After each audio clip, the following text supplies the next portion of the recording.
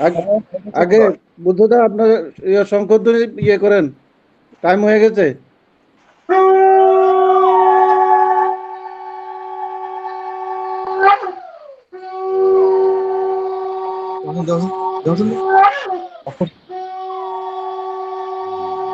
দেখো না, ঠিক আছে।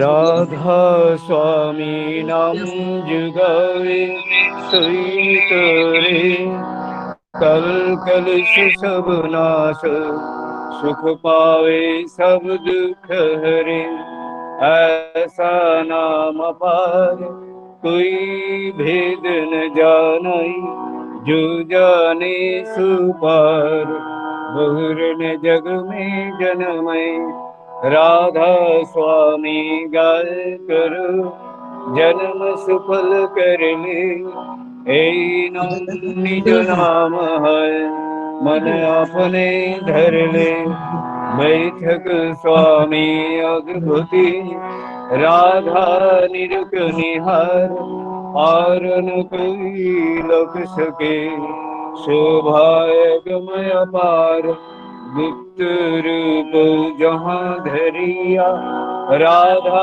स्वामी नाम बिना मेहर नहीं पर जो हाँ कोई विश्राम करु बंदगी राधा स्वामी आगे जिन पर तापो जीव वो जागे बारंबार करु नाम सदगुरु पदमो धाम शतनाम आदि अनादि जुगदिय नाम संत स्वरूप चरणी जो धाम आए भोजल नाम गए हमसे जीवन दिया चढ़ाई शब्द धिया सिरत बुलाई कर्म भरम से लिया बुझाई कोटि कोटि कर बंदना अरब खरब दंड राधा स्वामी मिल गए भोला भक्ति के सूत भक्ति सुनाई सबसे नरी बेत केवल तही विचारी सत्य पुरुष चौथे पदवासा संतन का सदा विलासा सुगर दर्श गुरुपुरे बिंद्र जय जमजर जतुरे आगे पुरुष दरबारा देखा जाए सुरत शिशारा ईश्वर अगमूल की किनारा संत शरत कई करत विहारा वहाँ से दर से अटल अटारी अद्भुत राधा स्वामी महल सवारी सूरत है अति कर्म गुनानी पुरुष नामे जाय समानी करु बंदगी राधा स्वामी आगे जिन पर ताप जीव वो जागे बारंबार कर नाम सदगुरु पदमो धाम शतनाम करु बंदगी राधा स्वामी आगे बार बार कर जोर कर सबिना कर पुकार साधु संग देवनी तो परम गुरु दातार कृपा सिंधु समृत पुरुष आदियो नादियो पार राधा स्वामी परम पीतो मैं तुम सदा धर बार बार बल जा तन मन अर्चन करो ज्ञान करे मैं गाओ मैं गुरु जस कृपा करो धन्य धन्य गुरुदेवा दर्शन गुरन धनी नीत करो तुम सेवा अचल भक्ति में दाओ प्रभु दीन दीन नाथ आप महान करो अब राखो नित साथ दीन दयाल कृपा निधि काम क्रोध मद लोभ सब विधि अवगुण हार में प्रभु राखो मेरे लाज, तुम्हारी अब मैं परा। राधा स्वामी गुरु समरोथ, तुम बिना दसरा। अब करो दया पर तुम्हारी विलंब क्यों। दया करो मेरे साया, प्रेम की दात दुख सुख कुछ बेबे नहीं। सुने सब उत्पाद, दया करो मेरे साया। दया प्रेम की दात दुख सुख कुछ बेबे नहीं। सुने सब उत्पाद, बार बार कर जोरा कर, सभी न कर पुकार। साधु संग में देवनीत, परम गुरु दातार। साधु संग में देवनीत, परम पिता दातार। गुरु ब्रह्मा गुरु विष्णु गुरुदेव महेश्वर, गुरुदेव परम ब्रह्म तस्मै श्री गुरवे नमः। अखण्डमण्डलाकारं व्यक्तं चराचरं तत्पदं दर्शितं येन तस्मै श्री गुरवे नमः। अज्ञानतिमिरान्धस्य ज्ञानाञ्जनशलाकया चक्षुरुन्मिलितं येन तस्मै श्री गुरवे नमः। स्थावरं जगं व्यक्तं जनकृष्णं चराचरं तत्पदं दर्शितं येन तस्मै श्री गुरवे नमः। चिद्रूपेण परिव्याप्तं कल्पं सचराचरं तत्पदं दर्शितं येन तस्मै श्री गुरवे नमः। न गृहाधीतं तत् न गृहाधीतं तप तत्त्वज्ञानकर्णस्ति तस्मै श्री गुरवे नमः। मन्नाथ श्री जगन्नाथ मंदिर जगद्गुरु, मदात्मा सर्वभूतात्मा तस्मै श्री गुरवे नमः। गुरुराधीनामीश्वर गुरु परम देवतम, गुरु परम धर्मस्ति तस्मै श्री गुरवे नमः। ब्रह्मानंदं परम शिवं केवलं ज्ञानमूर्तिं, गंगातीतं गगन सदृशं तत्त्वं स्वादिलक्ष्यम्। एको नित्यं विमलचलं सर्वधि साक्षीभूतं, भवातीतं त्रिविधरहितं सद्गुरु त्वां नमामि। सद्गुरु त्वां नमामि, सद्गुरु त्वां नमामि।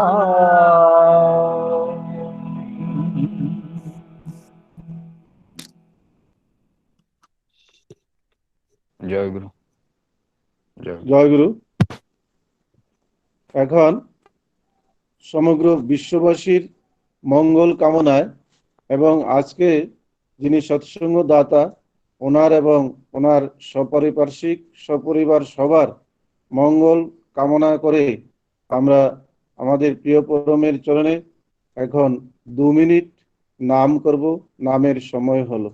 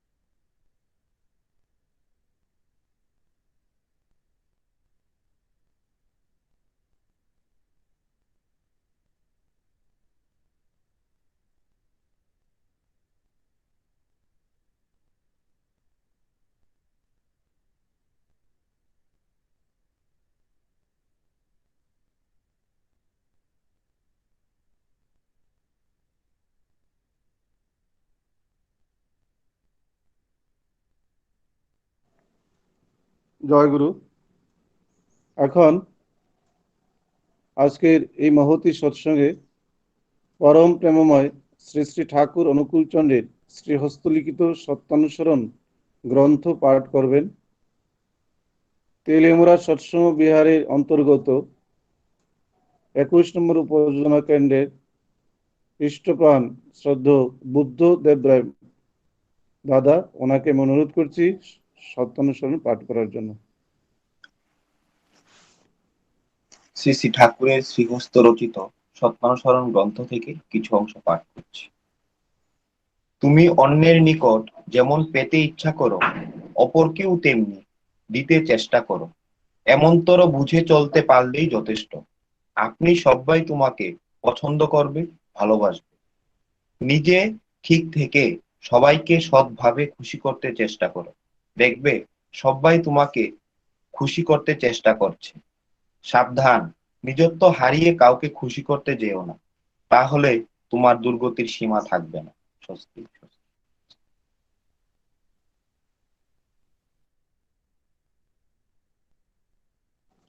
জয়গুরু। এখন পরম প্রেমময় শ্রী শ্রী ঠাকুর অনুকূলচন্দ্রের নারী নীতি গ্রন্থ পাঠ করবেন সৎসঙ্গ বিহার ক্ষয়ের অন্তর্গত 34 নম্বর উপযোজনা কেন্দ্র থেকে শ্রদ্ধা ইষ্টপ্রাণ গোপাদেব মা। আমি গোপাদেব মাকে অনুরোধ করছি নারী নীতি পাঠ করার জন্য। জয়গুরু সবাইকে।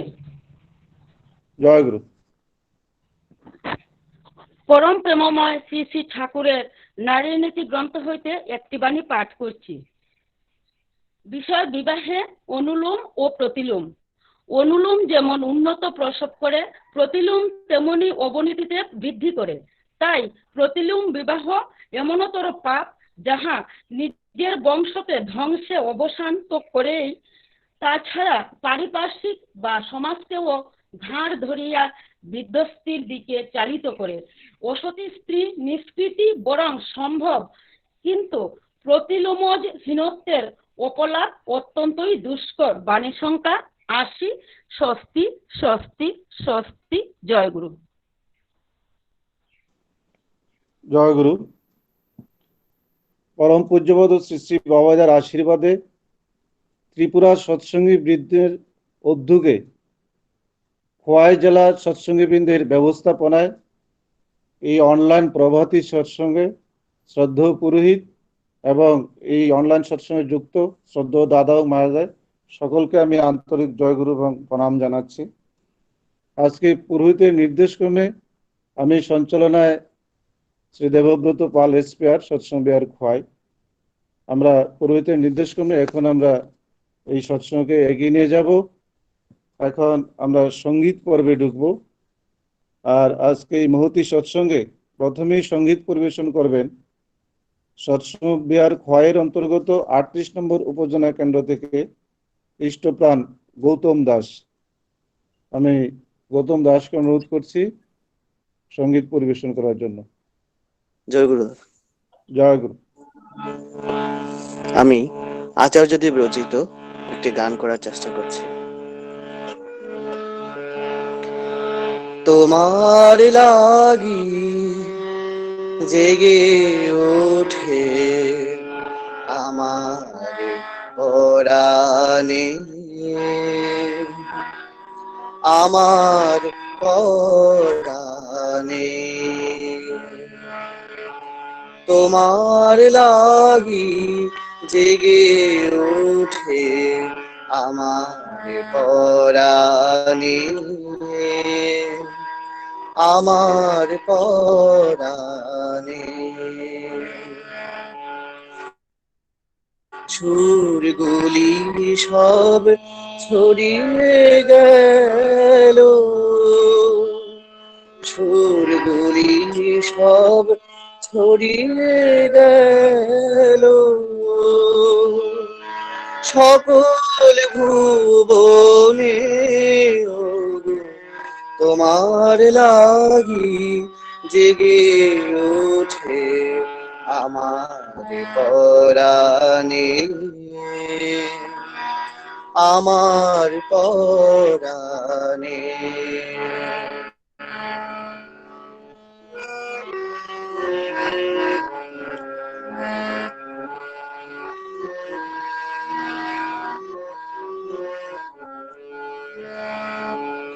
ধাইলো তারা দিনে রাতে তোমার পায়ের পরশ পেতে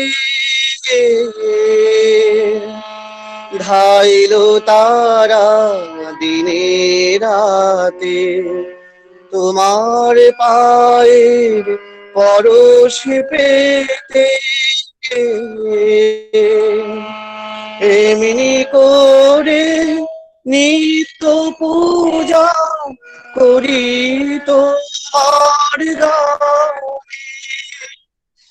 এমনি করে নিত্য পূজা করি তোমার গানে তোমার লাগি জেগে ওঠে আমার পরাণে আমার পরাণে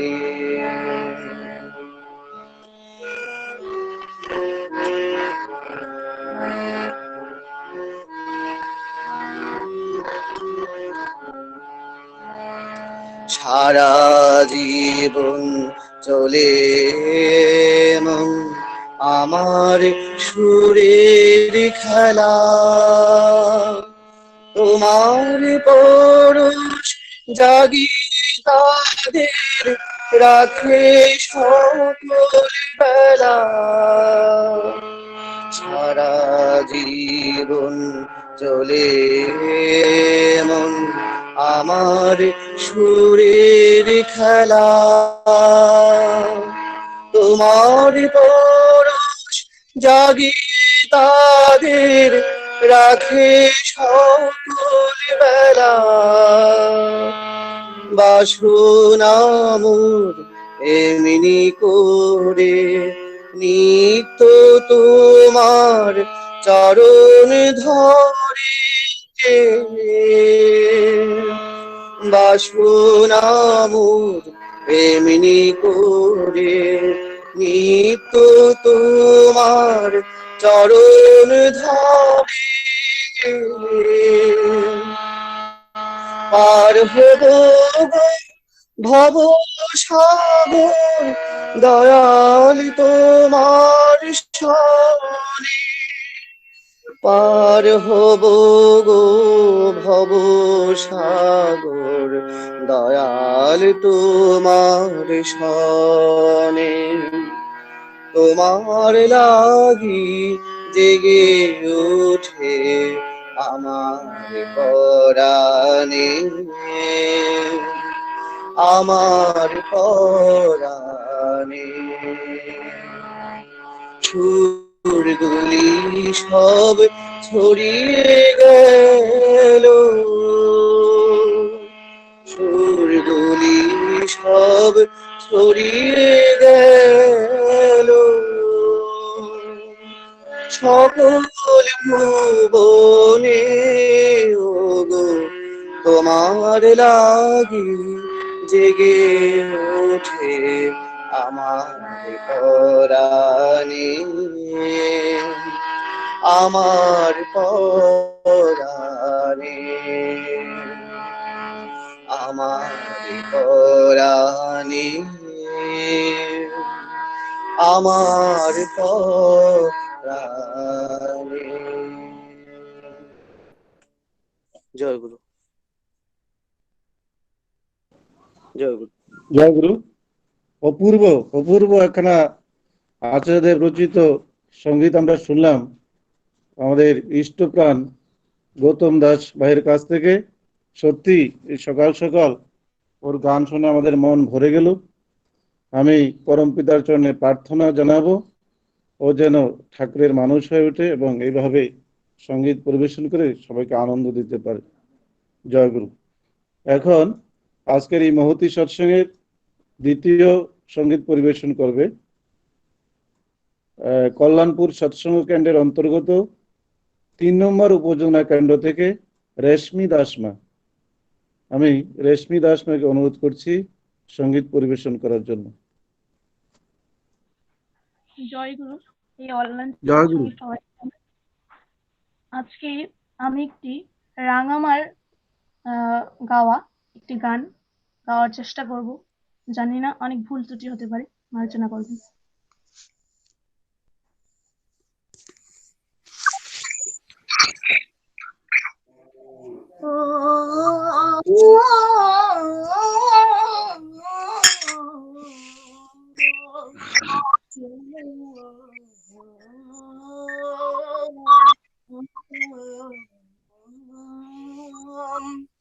অলিক মায়ায় মোহনবাসী, অলিক মায়ায় মোহনবাসী, বাজিয়ে রাখে রাত্রি দিনে। অলিক মায়ায় মোহনবাসী, বাজিয়ে রাখে রাত্রি দিনে। ওই ফাঁদিতে পড়িস না মন, ওই ফাঁদিতে পড়িস না মন, নেই তোর পরম আপন চিনে। অলিক মায়ায় মোহনবাসী, বাজিয়ে তাকে রাত্রি দিনে।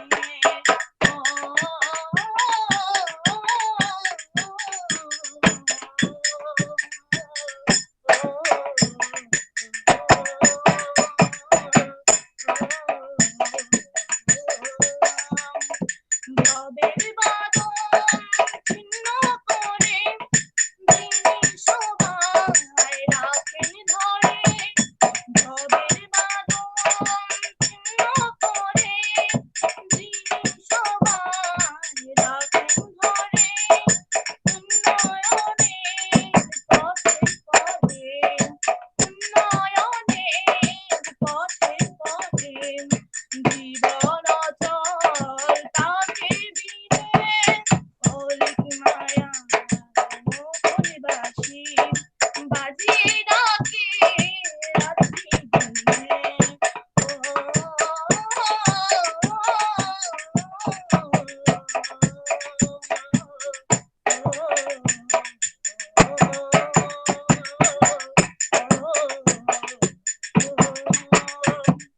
পরম পাওয়ার ঘটবে তারই, যে জনাপন হবে তারই। পরম পাওয়ার ঘটবে তারই, যে জনাপন হবে তারই। বন্ধ দুয়ার খুলবে তারা, প্রেমের স্বর্গ নেবে কিনে। অলিক মায়ায় মোহনবাসী, বাজে তাকে রাত্রি দিনে।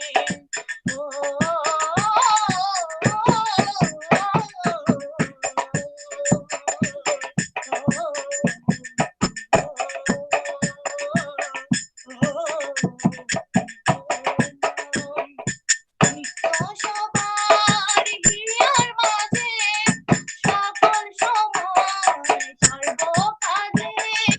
নিত্য সবার হিয়ার মাঝে, সকল সময় সর্ব কাজে। ইষ্ট দেবে চলে লীলা, ইষ্ট দেবে চলে লীলা। বাঁধনা তারে প্রেমের টানে। অলিক মায়ায় মোহনবাসী, বাজিয়ে তাকে রাত্রি দিনে।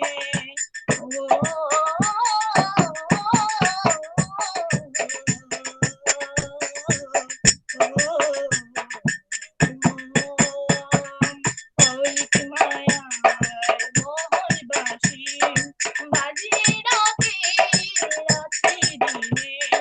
ওই ফাঁদেতে পড়িস না মন, ওই ফাঁদেতে পড়িস না মন, নেই তোর পরম আপন চিনে।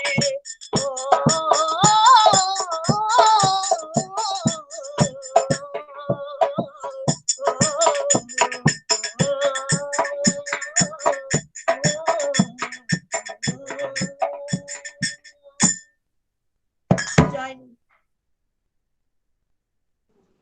জয় গুরু। আমরা আরেকখানা সঙ্গীত শুনলাম রেশমি মার কণ্ঠে, সত্যি খুব সুন্দর তিনি এই যে সঙ্গীত পরিবেশন করলেন, আমাদেরকে আনন্দ দিলেন এই মহতী সৎসঙ্গে। আমি পরম পিতার চরণে প্রার্থনা করব ও ও এবং ওর সমস্ত পরিবার যেন এইভাবে সেই গান গেয়ে আনন্দ দিতে পারেন, এবং সর্বাঙ্গীন মঙ্গল প্রার্থনা আমি পরম পিতার চরণে রাখি। জয় গুরু। এখন আমরা ইষ্ট প্রসঙ্গে চলে যাব। আজকের এই মহতী সৎসঙ্গে প্রথমেই ইষ্ট প্রসঙ্গ করবে আমাদের চেবরি নন্দনপল্লী সৎসঙ্গ কেন্দ্রের পক্ষ থেকে প্রিয় পরমের অধৈর্য কর্মী শ্রীযুক্ত চানু রায় দাদাকে অনুরোধ করছি ইষ্ট প্রসঙ্গ করার জন্য। জয় গুরু। জয় গুরু। সাউন্ড কি শোনা যাচ্ছে? আগে শোনা যাচ্ছে। সর্বপ্রথম আমি আমার প্রিয় পরমের শ্রী চরণ কমলে জানাই কোটি কোটি প্রণাম। পরমারাধ্যা জগজ্জনী শ্রী শ্রী বর্মা, পরম পূজ্যবাদ শ্রী শ্রী বর্দা, পরম পূজ্যবাদ আচার্যদেব শ্রী শ্রী দাদা, পরম পূজ্যবাদ শ্রী শ্রী বাবাই দাদা, পরম পূজ্যবাদ শ্রী শ্রী অবিন্দ দাদা শ্রী চরণে কমলে জানাই কোটি কোটি প্রণাম। অদ্যকার এই মহতী প্রাতকালীন সৎসঙ্গের পুরোহিত এবং ঠাকুরের পুত পাঞ্জাদারি কর্মীবৃন্দ ও উপস্থিত অন্যান্য ভক্তমণ্ডলী সকলকে জানাই আমার আনন্দিত জয়গুরু। আমরা প্রতিদিন অনলাইন সৎসঙ্গের মাধ্যমে পরম দয়ালকে উপভোগ করতে চলেছি। তার একটা বিশেষ উদ্দেশ্য হলো ঠাকুর একবার ভারতবর্ষের ম্যাপের মধ্যে একটা জায়গাতে চিহ্নিত করে বলেছিলেন যে এখান থেকে ধর্মরাজ্যের প্রতিষ্ঠা হবে। পরবর্তী সময় দেখা গিয়েছিল সেই জায়গাটা হলো ত্রিপুরা। পরম পূজ্যপাদ আচার্যদেব, পরম পূজ্যপাদ শ্রী শ্রী বাবাইদার একান্ত ইচ্ছা সেই ধর্ম রাজ্য প্রতিষ্ঠা যেন অতি দ্রুত সুসম্পন্ন হয়ে ওঠে। আর আমরা আজ এবং প্রতিদিন পরম দয়ালকে নিয়ে মেতে আছি এই উদ্দেশ্যে আমরা আমাদের রাজ্যে যেন ধর্মরাজ্য প্রতিষ্ঠা করতে পারি। এখান থেকেই যেন সারা ভারতবর্ষ তথা সারা পৃথিবী ধর্মকে অনুসরণ করে। আর সেই ধর্মরাজ্য প্রতিষ্ঠার জন্য আমরা যারা যারা অপ্রত্যাশিত ভাবে মালিকের ইচ্ছাকে নিখুঁত ভাবে পরিপূর্ণ করার চেষ্টা করে যাব, নিজের জীবনকে সেখানে কাজে লাগাবো, আমরা প্রত্যেকে এই ধর্মরাজ্য প্রতিষ্ঠার এক একজন সৈনিক হব। আর সেই ধর্মরাজ্য প্রতিষ্ঠার পর আমরা সেই সৈনিক হিসাবে চিহ্নিত থাকব। যেভাবে আজ স্বাধীন ভারতে স্বাধীনতা সংগ্রামী যারা ছিলেন তারা চিহ্নিত হয়েছেন, সেটা বড় কথা নয়, আমরা সৈনিক হিসাবে চিহ্নিত থাকব। সবচেয়ে বড় কথা হলো মালিকের ইচ্ছা পূরণে আমার এই জীবনটাকে কাজে লাগাতে পারলাম।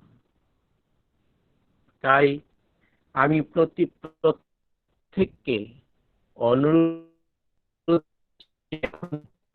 অপ্রত্যাশিত ভাবে যেন আমরা মালিকের ইচ্ছাকে পূরণ করতে পারি। আমরা সবাই ঠাকুরের কাজ করি, একটা জায়গাতেই আমাদের দুর্বলতা যে মালিকের ইচ্ছা পূর্ণ করতে করতে তার কথা বলতে বলতে সব সময় নিজের মধ্যে একটা প্রত্যাশা থেকে যায়, সেটাই হলো আমাদের দুর্বলতা। সেই অপ্রত্যাশাটাকে ত্যাগ করে অপ্রত্যাশিতভাবে কাজ করাটাই আমাদের বর্তমানে সবচেয়ে গুরুত্বপূর্ণ বিষয়বস্তু। আর সেই পথে এগিয়ে যাওয়ার জন্য সর্বপ্রথম প্রয়োজন আমাদের প্রত্যেকটা উপযোজনা কেন্দ্রকে স্বাবলম্বী করে তোলা। প্রত্যেক উপযোজনা কেন্দ্রে যেন প্রার্থনা ঠাকুরের ধ্বনি দিতে পারেন, জয়রাধে গেতে পারেন, গান মোটামুটি ভালো খারাপ সব জায়গাতেই গেতে পারে। যাই হোক, যারা গান গাচ্ছে তাদেরকে যেন আমরা সংশোধন করতে পারি, ভুল টুল যেখানে আছে। এক কথায় প্রত্যেকটা উপযোজনা কেন্দ্রকে আমাদের স্বাবলম্বী করাটা একান্ত প্রয়োজন। আর স্বাবলম্বী করতে গিয়ে আমরা অনেক সময় ভেবে থাকি যে ঠাকুরের গান কীর্তন করলাম, আলোচনা করলাম, অনুষ্ঠান করলাম, এখানে আমার একটা উপযোজনা কেন্দ্র স্বাবলম্বী হয়ে উঠলো। এটা হলো আমাদের স্বাবলম্বী হওয়ার প্রাথমিক কাজ। কিন্তু একটা উপযোজনা কেন্দ্র সমাজের প্রত্যেকটা কাজের উপর যেন সে অধিকার ভোগ করে থাকে। সামাজিক যত সমস্ত কাজ আছে, সমাজে একটা লোক অসুস্থ হয়েছে, তাকে সাহায্য করার মানসিকতা ও ক্ষমতা একটা উপযোজনা কেন্দ্রে থাকতে হবে। আর সেই মানসিকতা ও ক্ষমতা একটা উপযোজনা কেন্দ্রে থাকার মতন ব্যবস্থাপনা আমাদেরকে করে দিতে হবে। ক্ষমতা বলতে শুধু টাকা পয়সা নয়, সবচেয়ে বড় ক্ষমতা হলো মনের ইচ্ছা শক্তি। যদি মনের ইচ্ছা শক্তি থাকে, হাতে টাকা পয়সা না থাকলেও ব্যবস্থা হয়ে যায়। একটা লোকের বিপদে যেন আমাদের উপযোজনা কেন্দ্র এগিয়ে যেতে পারে, সেদিক দিয়ে আমাদের নজর রাখতে হবে। ওই লোকটা বিপদে পড়ছে, তখন আমাদের চিন্তার বিষয়বস্তু তা না সে আমাদের গুরুভাই কি না, সে যেই হোক, আমরা তার পাশে গিয়ে দাঁড়াবো।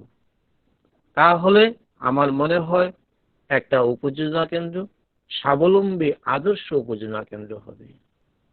এবং সেই উপযোজনা কেন্দ্রকে তখন সবাই ফলো করবে যে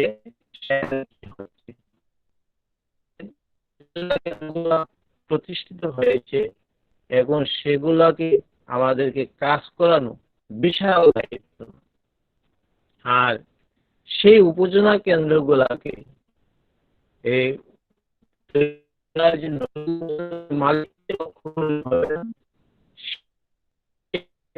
মালিকের সঙ্গে আরো কয়েকজন গুরুভাইকে প্রথম অবস্থায় একটিভ করে তুলতে হবে।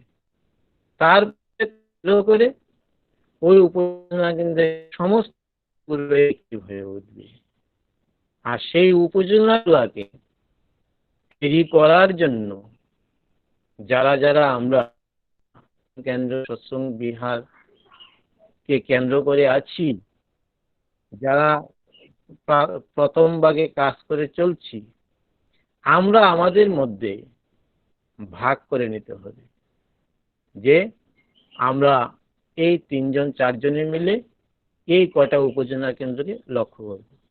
ভাগ ভাগ করে প্রত্যেকটা উপযোজনা কেন্দ্রের পেছনে লেগে থাকতে হবে।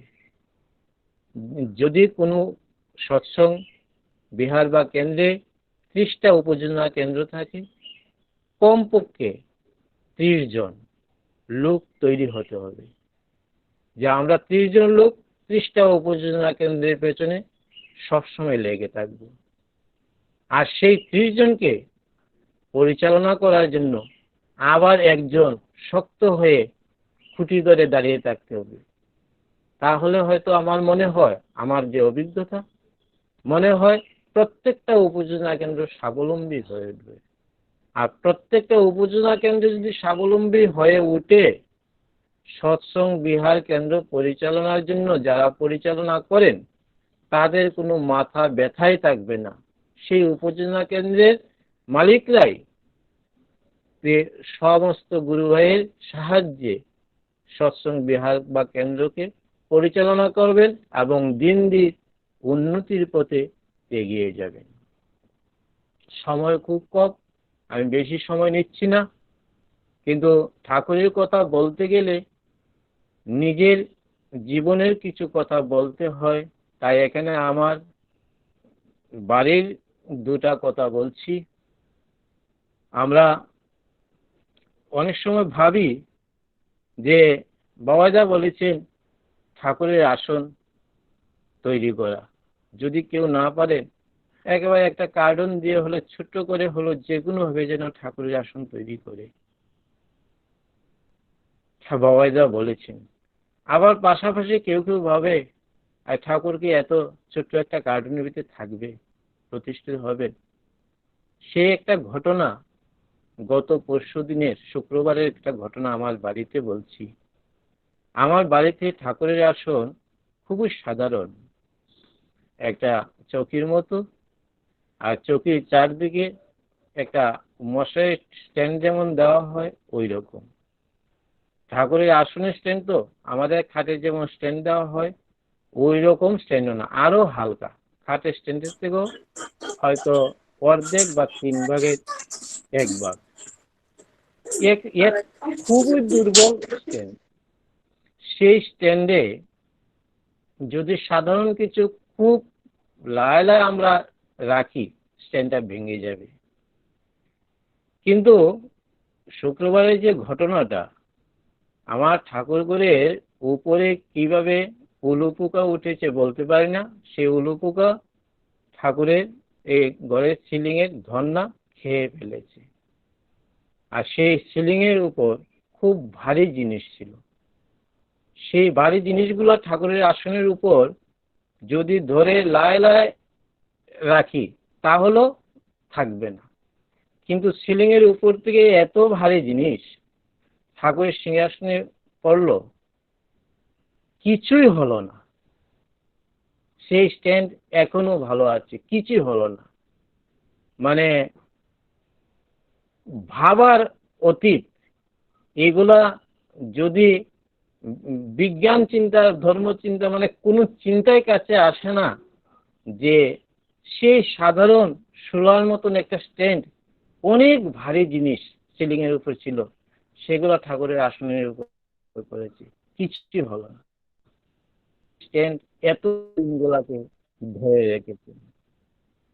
আমি কথাটা এখানে আনছি, আমরা ঠাকুর আসন যেভাবেই প্রতিষ্ঠা করি না কেন, আমরা অনেক সময় ভাবি ঠাকুরের ফটোর সামনে প্রণাম করছি, কিন্তু এখানে ঠাকুর বিরাজ করেন। আর ঠাকুরকে বিরাজ করতে হলে ঠাকুরের মতো করে ঠাকুরকে নিষ্ঠা সহকারে দুবেলা দুগ্ধনা দেখাতে হয়, ঠাকুরের ভোগ রাগ করতে হয়, যেমন যে যেমনই পারে না কেন। তাই আমি প্রত্যেকের কাছে অনুরোধ করছি, যাদের যাদের পরিচিত যারা যারা গুরু ভাই আছেন, প্রত্যেকের বাড়িতে যেন তাদেরকে রক্ষা করার জন্য তাদের ঘরে যেন ঠাকুরের আসন প্রতিষ্ঠা করে দেই। তাদেরকে যেন বলাতে পারি যে ঠাকুরকে মন প্রাণ দিয়ে এই আসনে ঠাকুর পূজা করুন, আপনার ঘরে ঠাকুর থাকবেন। আর ঠাকুর চেয়েছিলেন যে যেমন আমার বাড়ির ঠাকুর ঘরে ঠাকুর প্রতিষ্ঠিত, এলাকার অনেক বড় একটা এলাকাকে কেন্দ্র করে একটা সৎসঙ্গ কেন্দ্র বা সৎসঙ্গ মন্দির, সেখানে ঠাকুর প্রতিষ্ঠিত হন। যেভাবে আজ এখন চলছে আমাদের খোয়াইতে 4তলা মন্দির, সেখানে ঠাকুর প্রতিষ্ঠিত হওয়ার জন্য বসে আছেন সেই পুরনো মন্দিরে। সেই মন্দিরকে আমরা অতি দ্রুত যেন প্রতিষ্ঠা করতে পারি, কাজ সুসম্পন্ন করতে পারি, প্রত্যেকে প্রস্তুত নিয়ে যেন থাকি। আমরা বর্তমান পরিস্থিতি শেষ হলে কিভাবে সেই দিকে যোগান দেব। এবং আগের মন্দির তৈরি করার সময় পুরনো যারা যারা কাজকর্ম করেছেন প্রত্যেককে যেন আমরা কাছে টেনে নিয়ে আসতে পারি খুঁজে। তাদের পুরাণ অভিজ্ঞতা আছে, তাদের অভিজ্ঞতা নিয়ে, তাদের শ্রম নিয়ে আমরা সেই কয় মন্দিরের কাজ সুসম্পন্ন করব। আর ঠিক সেইভাবে আমার হৃদয় মন্দিরেও ঠাকুর প্রতিষ্ঠিত হওয়ার কথা বলেছিলেন। তাই প্রত্যেকে নিজের হৃদয়ের মধ্যে যেন তাকে প্রতিষ্ঠা করতে পারি, আমার মধ্যে যেন ঠাকুরত্ব জাগাতে পারি। যদি আমার মধ্যে ঠাকুরত্ব জাগাতে না পারি, তবে আমি কোনো উপযোজনা কেন্দ্রে গিয়ে কাজ করার অধিকার পাবো না। আগে আমি ঠাকুরকে ভালোবাসবো, তাহলে মানুষ আমাকে ভালোবাসবে। আর আমাকে যদি মানুষ ভালো না বাসে, আমি কোনো কাজ করতে পারবো না। তাই সর্বপ্রথম ঠাকুরকে আমি আরো থেকে আরো বেশি করে এমন ভাবে ভালোবাসতে হবে, ঠাকুরকে আমার নিজের করে নিতে হবে। তাহলে দেখা যাবে ঠাকুর আমাকে এমন একটা পরিস্থিতিতে সবাই আমাকে ভালোবাসবে। আর সেই ভালোবাসার সুযোগে আমি প্রত্যেকটা উপযোজনা কেন্দ্রকে আদর্শ উপযোজনা কেন্দ্র করে তুলব। আমরা সব সময় ভাবি ঠাকুরের কাজ করতে গিয়ে ভাবি কি যে আমি একটা দুর্ঘটনায় পড়লাম, ঠাকুর আমাকে রক্ষা করলেন না। কিন্তু ঠাকুর সবসময় আমাদেরকে রক্ষা করেন। সেই ভাবনাটা আমাদের অনেক সময় দুর্বলতা আসতে পারে, কিন্তু দুর্বলতা আসলে আমরা অন্যরকম ভাবে ভাবতে হবে যে ঠাকুর আমার মঙ্গলের জন্যই আমার এই দুর্ঘটনা ঘটিয়েছেন, তার পেছনে একটা মঙ্গল আছে। আর ভাবলে কি হয়, সেই মঙ্গলটা মঙ্গল হয়ে যায়। যেমন একটা আমার বাস্তব উদাহরণ, আমি ব্যবসা করি, বইয়ের দোকান। আমার খুব সাধারণ একটা দোকান, এবং আরো থেকে আরো সাধারণ, খুবই সাধারণ ছিল। দোকানটা 2009 সালে এক রাত্রে অগ্নিকাণ্ড যুগে পুড়ে যায়। ভোরবেলা আমি সেখানে গেলাম, দেখলাম যে আমার দোকানটা আগুনে পুড়ছে। তখন কেন জানি আমার মনে একটা ভাবনা আসলো এবং খুব আনন্দ হয়ে উঠল যে পরম দয়াল দয়া করে সেই আমার দোকানটা পুড়ে আমাকে নিষ্পাপ শিশু বানিয়ে দিল। জীবনে তো ভুল কাজ করেছি, ঠাকুরকে ধরার আগে এবং ঠাকুর ধরার পরেও অনেক পাপ করেছি। আমার সমস্ত পাপ তাপ মনে হয় আগুনের মধ্য দিয়ে সব পুড়িয়ে নিয়েছেন। সেইভাবে আমি খুব আনন্দে বাড়িতে ফিরে এলাম। সেই ঘটনা দেখে অনেকে ভাবছে আমার মনে হয় ইন্স্যুরেন্স আছে, কিন্তু ইন্স্যুরেন্স ছিল না। ব্যাংকে তখন আমার 4,500 থেকে 5,000 টাকা ছিল। সেই টাকাকে কেন্দ্র করে পরবর্তী সময় ঠাকুর ধীরে ধীরে এমন একটা জায়গাতে নিল, সেটা মানে আমি ভাবতেই পারি না। বাবাইদা কি করে, আমি উপলব্ধি করলাম কি করে তিল তিল তিল তিল করে মুহূর্তের মধ্যে আমার ব্যবসার পজিশন অনেক না অনেক অনেক দূর এগিয়ে নিয়েছেন। আমি একটা জায়গাতে ঘটনার আগে একটা জায়গাতে বারবার ভাবতাম যে দুঃখ কারো প্রকৃতিগত নয়, তাকে ইচ্ছে করলে তাড়িয়ে দেওয়া যায়।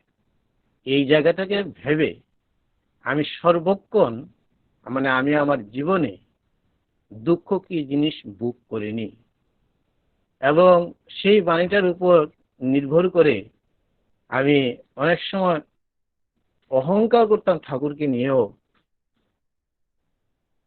যে হয় আমাকে হয়তো এখন তোর হয় কিনা। তখনও যখন আমার দুঃখ হলো না, তারপরে আমার আর্থিক অবস্থা কোনো সময় দুঃখ পাইনি, কিন্তু ব্যবসার অবস্থা আরো থেকে আরো ভালো করে দিল। এইভাবে আমরা যে কোনো ঘটনায় পড়ি না কেন, আমরা যেন তার ইচ্ছাটাকে আমার মঙ্গলের জন্য হচ্ছে এই ভেবে আমরা আমাদের যে ইষ্ট কাজে এগিয়েছি সেই এগিয়ে যেন সবসময় যেতে পারি, এই লক্ষ্য রেখে আমরা সর্বক্ষণ কাজ করব। আমরা কিছুতেই যেন পিছপা না হই, তাহলেই আমরা এই ধর্মরাজ্য প্রতিষ্ঠার প্রকৃত সৈনিক হয়ে উঠতে পারবো। সকলের মঙ্গল কামনা করে আমি আমার আলোচনা এখানে শেষ করছি। জয় গুরু। জয় গুরু। এই মহতী সৎসঙ্গে এতক্ষণ যাবৎ আমাদের ঠাকুরের প্রিয় পরমের পবিত্র পাঞ্জাদারি কর্মী শ্রদ্ধা চানুদা খুব সুন্দর করে ইষ্ট প্রশ্ন করেছেন। উনি উপজনা কেন্দ্র সম্পর্কে বলেছেন, কিভাবে সক্রিয় উঠবো তার অনুভূতির কথা আমাদের কাছে শেয়ার করেছেন, ওনার ব্যক্তি জীবনের দয়ার কথা বলেছেন। খুব সেই ওনার আলোচনা শুনে আমরা খুবই উদ্বুদ্ধ হলাম। আমি পরম পিতার চরণে ওনার এবং ওনার সপরিপার্শ্বিক সপরিবারের মঙ্গল প্রার্থনা জানাই। এখন আমরা আরেকখানা সঙ্গীত শুনব। সৎসঙ্গ বিহার তেলিয়ামুড়ার অন্তর্গত 12 নম্বর উপজেলা কেন্দ্র থেকে অনিকেত পাল এখন সঙ্গীত পরিবেশন করবে। সবাইকে আমার আনন্দিত জয়গুরু জানাই। আমি ঠাকুরের শ্রীচরণে একখানা সঙ্গীত পরিবেশন করার চেষ্টা করছি। दीना दयाल ठाकुर दाता दयार मेरे, प्रिय परम गुरु परम आधार मेरे।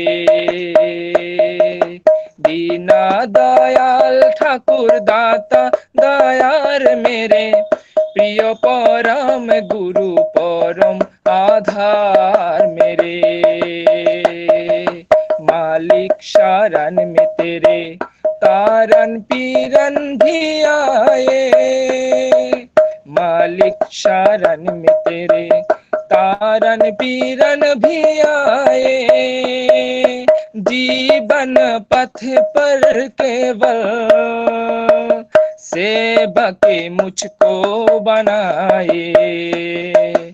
इष्ट सभा इष्ट कर्म सत्य धर्म धर मेरे, इष्ट सभा इष्ट कर्म सत्य धर्म धर मेरे। दीना दयाल ठाकुर दाता दयार मेरे, प्रिय परम गुरु परम आधार मेरे। दीना हीना दास तेरा भक्ति निष्ठा बनाओ, दीना हीना दास तेरा भक्ति निष्ठा बनाओ। सतगुरु तुम हो समरता, सतगुरु तुम हो समरता। प्राणन शक्ति जगाओ, पूरन पुरुष दर्द प्राण मूर्ते इष्ट धार मेरे। पूरन पुरुष दर्द प्राण मूर्ते इष्ट धार मेरे।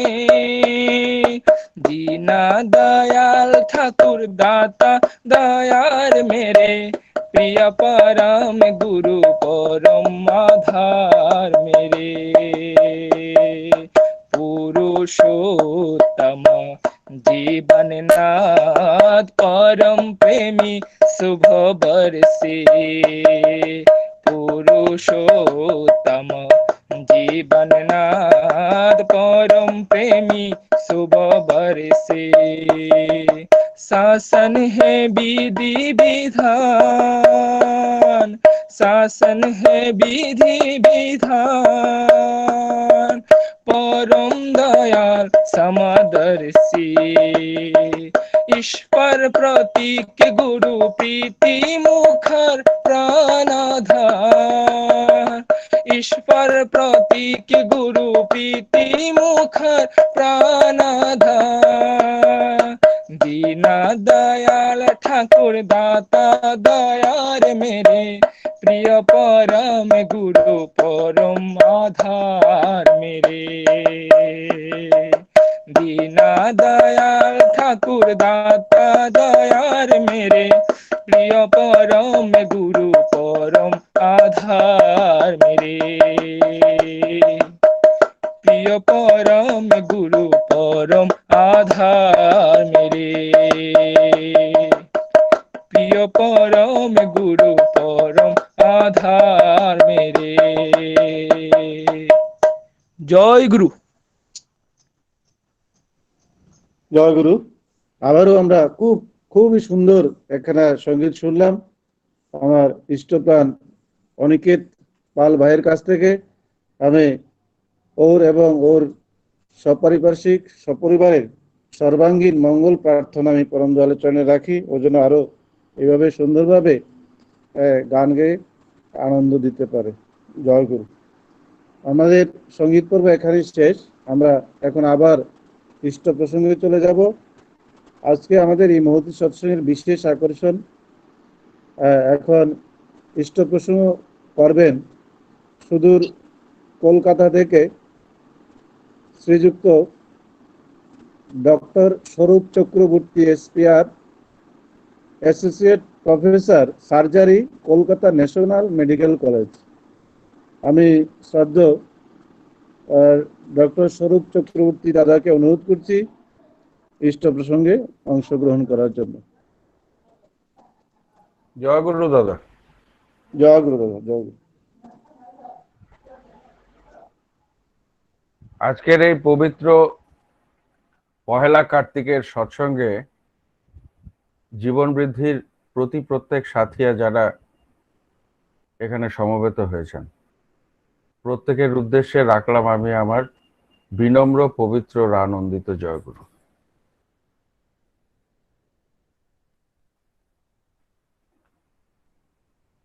শ্রাবণ মাসের প্রারম্ভের দিকে শ্রীধাম দেওঘর, সেখানে আমাদের শ্রদ্ধেয় মাস্টারমশাই আছেন মুকুল রঞ্জন শীট। তো সেই মুকুলদা পরম পূজ্যপাদ শ্রী শ্রী বাবাই দাদার কাছে নিবেদন করেছিলেন যে এইবার কি আমরা আগের মতো সেরকম সৎসঙ্গ করতে পারবো না? কোনোভাবেই তো সম্ভব নয় একত্রিতভাবে অল্প সংখ্যক মানুষ জমায়েত হওয়া। কি করা যায়? বাবাইদা বললেন যে সৎসঙ্গ করতে পারবো না কেন? সৎসঙ্গ তো আমাদের প্রতিদিন প্রতি মুহূর্তে করতে হয়। সৎসঙ্গ আমাদের জীবনযাত্রা। আর সৎসঙ্গ অধিবেশন যদি বলেন, প্রযুক্তি ব্যবহারের মাধ্যমে আমরা অতি সহজেই করতে পারি। সেই যে তখন একটা ছোট্ট স্ফুলিঙ্গের মতো সূত্রপাত ঘটিয়ে দিয়েছিলেন ঠাকুর, সেটাই কিন্তু আজকে শ্রাবণ, ভাদ্র, আশ্বিন শেষ করে কার্তিকে আমরা পদার্পণ করেছি। আর এই বছরের এটা একটা অভিনব দিক। এমন বিপুল আকারে এর পূর্বেও কখনো কোনোদিনও এত মানুষ, এত সৎসঙ্গ একসাথে কিন্তু অংশগ্রহণ করে উঠতে পারেনি। কেউ বলতে পারে না, কারণ এটা সম্ভব না তো যে আমি এখানে সৎসঙ্গ করছি, আবার আপনাদের রাজ্যে সৎসঙ্গ করছি, ভারতের অন্য জায়গায় সৎসঙ্গ করছি, বিদেশে করছি, এটা কি করে সম্ভব? কিন্তু এই প্রযুক্তিকে অবলম্বন করে ধরিয়ে দিলেন কে? পরম পূজ্যপাদ শ্রী শ্রী বাবাই দাদা। আমরা অনেক সময় ভিন্ন সত্তা রূপে আচার্যদেব, বাবাই দাদাকে আমরা ভালোবাসার প্রয়াস করি। এই ভিন্ন সত্তা রূপে আমরা কেন করি? এটাও কিন্তু আমাদের একটা দুর্বলতা। যেমন ঠাকুর বলেছেন এইরকম এরকম করে করলেই তোর জীবনে পাওয়া আসতে পারে। এবারে আমি তেমনটা হয়তো করতে পারছি না,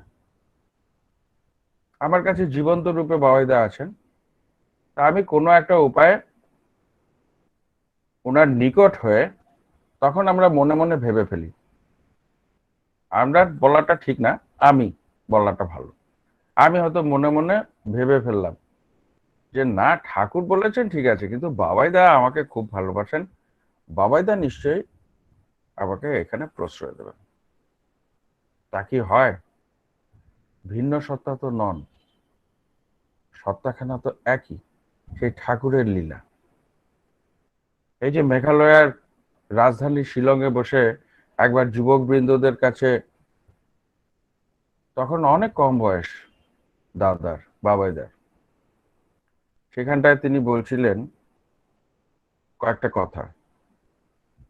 বাচ্চাদের জিজ্ঞেস করছিলেন যে প্রথম শ্রেণী, দ্বিতীয় শ্রেণী, তৃতীয় শ্রেণীর কর্মী বলতে তারা ব্যক্তিগতভাবে অনুভবের মধ্যে দিয়ে জীবনে কি বুঝেছে। সবাই তো বলল তাদের মতো করে। অবশেষে সবাই একত্রিত ভাবে দাদাকেই, এখানে দাদা আজকে যখন বলবো দাদা মানে আমার বাবাইদা, তাই বারবার বাবাইদা বলবো না আমি, আপনারা বুঝে নেওয়ার চেষ্টা করবেন নিজ গুণে। আর বাবা যখন বলবো মানে আচার্যদেব। তো সেখানটায় বাবাইদা অবশেষে ওদের সবার ইচ্ছা, তাই বাবাইদা বললেন আমি বলি, যে বলে যে সে ঠাকুরকে ভালোবাসে আর কাউকে তেমন ভালোবাসে না, কারোর সাথে তেমন বনিবনাও নেই, সে তৃতীয় শ্রেণীর কর্মী। কারণ সে ঠাকুরের বিশালত্ব, ঠাকুরের বিস্তৃতি কিছুই বুঝতে পারেনি। যে বলে যে সে ঠাকুরকে ভালোবাসে, আবার আচার্যকেও ভালোবাসে, কিন্তু ভিন্ন সত্তা রূপে, আমার মতে সে দ্বিতীয় শ্রেণীর কর্মী। কারণ এখন পর্যন্ত সে না তো আচার্যদেবকে ভালো করে চিনতে পেরেছে, না ঠাকুরকে চিনতে পেরেছে, তাই তারও ঠাকুর দর্শন হয়। আর যে প্রতি মুহূর্তে মুহুর্মুহু আচার্যদেবের ভেতর তার ইষ্ট বা ঠাকুরকে দর্শন করে, তৎপ্রীত্যর্থে তার কর্মকে নিয়ন্ত্রণ করে, সেই কিন্তু ঠিকভাবে ইষ্ট দর্শন করে এবং সে প্রথম শ্রেণীর কর্মী। তাহলে আচার্যদেবের ভেতরে ঠাকুরকে দর্শন করে মানে ঠাকুর, তাহলে ঠাকুরের যা যা, ঠাকুর যা কথা একবার বলেন সেটাই তো ফাইনাল আমার জীবনে, সেটাই ফাইনাল। যদি বলেছেন এমনতর করলেই বিবাহ, এইটাই ঠিক, তাহলে এটাই চলবে, এটা আর তো পরিবর্তিত হয় না। কর্ম করতে গেলেও তাই।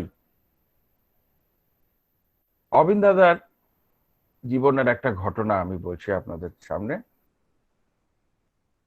শ্রীধাম দেওঘরে বসে আছি আমি আচার্যদেবের সন্নিকটে, তার পাদদেশে আরো অনেকে বসে আছে। সেই দিন সকালে খুব সম্ভবত 9টা 9:30 হবে, তখন মায়েদের দিকে শুধু দুজন মা বসে আছেন। ঠিক অবিন দাদা যেখানটা এসে বসেছেন, ওনার ঠাকুর দাদাকে প্রণাম করে সেই আসনের উপরে, তার ঠিক পেছনে বসেছেন মা দুজন। অবিন দাদা হঠাৎ বলে উঠলেন, ঠাকুর দাদা, একজন মা এসেছিলেন, সেই মায়ের প্রচুর ওভারিতে সিস্ট ছিল, আমি বললাম এই এই পদ্ধতিতে আমলকিকে খেতে, তারপরে ওটা খাওয়ার পর 3 মাস পরে যখন ছবি করলো পেটের, দেখা গেল আর একটাও সিস্ট নেই। এটা শুনে একটু হাসলেন, স্মিত হাসি দিলেন বাবা। তারপর এই 5 নম্বর দিত, 10 নম্বর দিত, এরকম করে বলছেন। তো এটা আমরা যারা ওখানে বসে আমরা মোটামুটি জানি যে এটা হচ্ছে চিরঞ্জীব বনৌষধি, আয়ুর্বেদ শাস্ত্রের সবচেয়ে ভালো গ্রন্থ সংকলন। সেই চিরঞ্জীব বনৌষধি একটা একটা করে চেয়ে নিচ্ছেন। তারপরে একটা সময় এলো যখন তিনি বললেন, জানি না তুই কি দিয়েছিস, কিন্তু তুই যা বলছিস সেটা হচ্ছে ডিপ্রেশনের চিকিৎসা, বলে বইয়ের পাতাখানা সহ বইটা আমার দিকে ধরিয়ে দিলেন। আমি ওনার কাছ থেকে বইটা নিলাম, নিয়ে দেখলাম, আজ্ঞে বলে আবার ফিরিয়ে দিলাম। সত্যি সত্যি ওখানে লেখা আছে যে মানসিক অবসাদ, মানসিক চিন্তা, বিভিন্ন রকমের মানসিক রোগের জন্য এটা উত্তম প্রতিষেধক। তো এইবারে আমি চিন্তা করছি, ঠাকুর তো, অবিন দাদা মানে ঠাকুর, তাহলে ঠাকুর এখানে কি বোঝাতে চাচ্ছেন? আচার্যদেব এই কথা বলছেন আর অবিন দাদা এই কথা বলছেন, যেটা তিনি বোঝাতে চাচ্ছেন সেটা স্পষ্ট, কিন্তু আমার এই মোটা বোধে আমি তো ধরতে পারছি না। তা আমি খুব নাম করতে থাকলাম ওখানে বসে চুপচাপ করে, যে তুমি ধরা দাও তোমার মতো করে, আমি তো অধম, আমি কি করে তোমায় বুঝবো। এই বলতে বলতে তারপরে দেখা গেল একটা সময় বাবা উঠে গেছেন, তখন 12টা পার হয়ে গেছে। বাবা যখন উঠে চলে গেলেন উপরে, তখন অবিন দাদাকে আমি দেখলাম। আমি বললাম যে আগে এটা বাবা যে বললেন ডিপ্রেশনের চিকিৎসা, নিশ্চয়ই কোনো একটা কিছু বুঝেই আপনি দিয়েছেন। অবিন দাদা একটু আবার মুচকি হেসে চলে গেলেন। এবারে ওই দুজন মাকে তো আমি মার্ক করে রেখেছি যারা অবিন দাদার পেছনে বসেছে। তা আমি মনে মনে চিন্তা করছি যে অবিন দাদা এই কথাটা এখন বললেন কেন? ইম্পালস বা স্টিমুলাস, আমরা জানি যে ঠাকুর স্টিমুলাস পেলে কোনো একটা বাণী দেন, কোনো একটা কর্ম করেন, তেমনতর পরিস্থিতি মানুষ সৃষ্টি হলে তবে তিনি সেই কথাটা বলেন, নচেত তো বলেন না। আচার্যদেব তো বসে থাকেন ঘন্টার পর ঘন্টা, অনেকদিন কথাই বলেন না। আবার অনেক সময় দেখা যায় কেউ এসে বসলো আর অনর্গল কথা শুরু করলেন, ঠাকুরও ছিলেন ঠিক একই রকম। তাই স্টিমুলাস লাগবে একটা। তা আমি মনে মনে চিন্তা করছি ওই মা দুজনকে দেখতে হবে। মায়েদেরকে গিয়ে ধরলাম, যে বলে একজন মা ওখানে দাঁড়িয়ে আছেন। তাই আমি বললাম, শুনলেন অবিন দাদার কথা? তো বললেন, আজ্ঞে দাদা, এটা তো আমারই জীবনের কথা, আমাকেই বলেছিলেন ওরকম। তো আমি সঙ্গে সঙ্গে আমি ওনাকে বললাম, আপনি এত ডিপ্রেশনে ভোগেন কেন মা? আপনি তো ঠাকুরের চরণে আশ্রয় গ্রহণ করেছেন। মা তাড়াক করে আমার দিকে তাকিয়ে বললেন, আপনাকে কে বললো আমি ডিপ্রেশনে ভুগি? আবার তো ডিপ্রেশনে ভুগি না। আমি বললাম, আমি একজন ডাক্তার, আর আপনি ডিপ্রেশনে ভোগেন এটা আমি বোধ করতে পারছি, তাই জিজ্ঞেস করছি। এইবারে তিনি একটু নরম হলেন, বললেন, আমার পারিবারিক খুব অশান্তি, বুঝলেন, আমার স্বামীর সাথে বনিবনাও ঠিকঠাক হচ্ছে না, আর এইসব কারণে আমার আগে শরীরে কোনো রোগ ছিল না, হঠাৎ দেখলাম আমার মায়েদের রোগের সৃষ্টি হলো, এবং সেই মায়েদের রোগের সৃষ্টি হওয়ার পরে আমি যখন আলট্রাসোনোগ্রাফি করলাম দেখলাম এইটা আছে। তো আমি বুঝলাম এইটার জন্যই বোধহয় আমার রোগ হয়েছে। আমি উনাকে ধরিয়ে দিলাম, বললাম, না মা, অবিন দাদা আপনার গোড়ার চিকিৎসা করেছেন, তিনি যা বললেন তাই করার ভিতর দিয়ে মানুষ সুস্থ হয়। তো এখানে অবিন দাদা তার ডিপ্রেশন থেকে যে এটা সৃষ্ট হয়েছে, এটা আমার ডাক্তারি শাস্ত্রে কিন্তু আমি শিখিনি, আমি জানিও না। তথাকথিত ভারতীয় ডাক্তারি সমাজের মধ্যে অল্প বিস্তর হলেও কিছু তো আমি জেনেছি, কিন্তু আমাদের শাস্ত্রে তো এটা পাইনি। ঘাটতে গেলাম হোমিওপ্যাথি শাস্ত্র, আমাকে বাবা আশীর্বাদ করেছিলেন যে 10খানা হোমিওপ্যাথি ওষুধ ভালো করে শিখে রাখার জন্য। তো ওইটাকে কেন্দ্র করে, বাবার ইচ্ছাকে যতদূর সম্ভব পারি পূরণ করার চেষ্টাকে কেন্দ্র করে আমি হোমিওপ্যাথি পঠন পাঠন করেছি। হোমিওপ্যাথি বইয়েও তেমনতর যোগাযোগ পেলাম না, কিন্তু প্রত্যক্ষভাবে দেখলাম যা চিরঞ্জীব বনৌষধিতে লেখা আছে যেটা তার কারণ, আর সেটার চিকিৎসার ফলে যে সিস্ট চলে গেল এটাও দেখলাম, আলট্রাসোনোগ্রাফি তার প্রমাণ। পরের দিন অবিন দাদাকে বললাম, আগে আপনি যে করেছেন এটা সত্যি সত্যি করেছেন, এই এই এই এই আমি জিজ্ঞেস করে জানলাম। ঠাকুরকে দেখেন, ঠাকুর যে রূপে আসেন না কেন তিনি কিন্তু একই রকম। ঠাকুর অবস্থাতেও তিনি নিজের কথা কিছুই বলতেন না, বলতেন পরম পিতা জব্বর কাম করাইছেন, সবকিছু পরম পিতার উপর। আর এখানেও অবিন দাদা এটা বলার পর একদম নর্মাল স্বাভাবিকভাবে বললেন, স্বরূপদা এখানে জানেন এখনো ঠাকুরের অনেক লীলা হয়। আমি উত্তরে বললাম আগে। একবারও বললেন না যে আমার ওকে দেখে মনে হলো, আমি তাই এটা চিন্তা করে দিলাম, কিছু না। স্বরূপদা জানেন বলে এই কথাটা বললেন। একটা কিছুদিন আগে একটা মায়ের কথা শুনেছিলাম সুদূর হায়দ্রাবাদে। সেই মাটি ফেসবুকে অনেক জায়গায় প্রকাশিত হয়েছে তার ভিডিও। কেমনতর ছিল, আর অবিন দাদার সাথে তেমনতর কোনো কথাবার্তাও, বিশেষ যে বন্ধুত্ব বা কথাবার্তা সেটাও নেই, কিন্তু উনার থেকে ছোট অবিন দাদা, অনেক ছোট। অবিন দাদাকে দেখে ভালো লেগে গেছে, কিন্তু এই ভালো লাগা এত প্রগাঢ় যে উনার নিজের জীবনটাই উনি পাল্টে নিয়েছেন। যে মানুষটা চোর ছিল, যে মানুষটা অসন্তুষ্টা ছিল, যে মানুষটা কর্ম থেকে পিছপা হাঁটতো, অন্যের নিন্দা বন্দনা করত, ঠিক বিপরীত গুণগুলো, কর্মমুখর, দয়ালু, এই সমস্তগুলো অর্জন করতে পারলো। সে তো ঠাকুরের চরণাশ্রিত, তাহলে এতদিন পারেনি কেন? তাই জীবন্ত রূপ যখন আমরা অনুসরণ করি, তখন ওই জীবন্ত রূপের ভেতর দিয়ে কিন্তু আমার জীবন সংগঠিত হয়। আমার বিচ্ছিন্ন জীবন তখনই একসাথে কিন্তু দানা বাঁধে, একটা মালার মতো আমার জীবনটা শ্রোতাকে কেন্দ্র করে একটা মালার মতো হয়ে ওঠে। এছাড়া কোনো দিন সম্ভব না। ঠাকুর সত্যানুসরণে এইগুলো কিন্তু আমরা অনেক সময় বুঝেও বুঝি না। এই যে প্রত্যক্ষকে বাদ দিয়ে পরোক্ষর আলিঙ্গন করলে কি হয়, আর পরোক্ষ যার প্রত্যক্ষকে রঞ্জিত ও লাঞ্ছিত করে, তাদের যে ফাঁকির অধিকারী হয়ে উঠি আমরা, এটা আমরা ভেবে থাকি যে এটা ঠাকুর পূর্ব সবার জন্য বলছেন। তা নয়, ঠাকুরের বলাটা চিরন্তন।